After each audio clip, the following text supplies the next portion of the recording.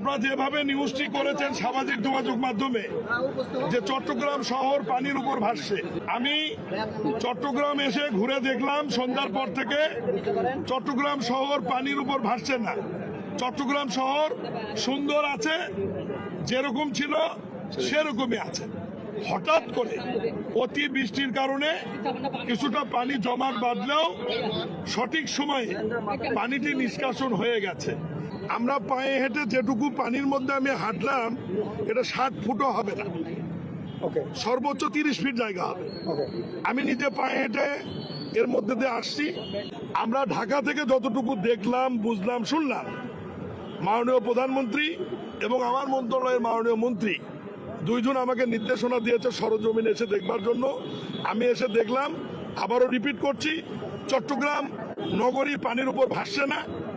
চট্টগ্রাম নগরী শুষ্ক মৌসুমে যেরকম থাকে, শুষ্ক মৌসুমে যেরকম থাকে সেরকমই আছে।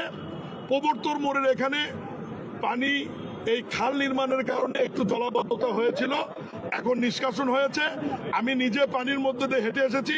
যেটুকু পানি আছে আজকে এবং আগামীকাল সকালের মধ্যে এটাও নিষ্কাশন হয়ে যাবে এবং ড্রেনটি যেটি ব্যারিকেড তৈরি হয়ে আছে, ইঞ্জিনিয়ারিং করে লোকজন এবং চট্টগ্রাম উন্নয়ন কর্তৃপক্ষ আগামী 5 দিনের মধ্যে এটি অপসারণ করে নিয়ে যাবে।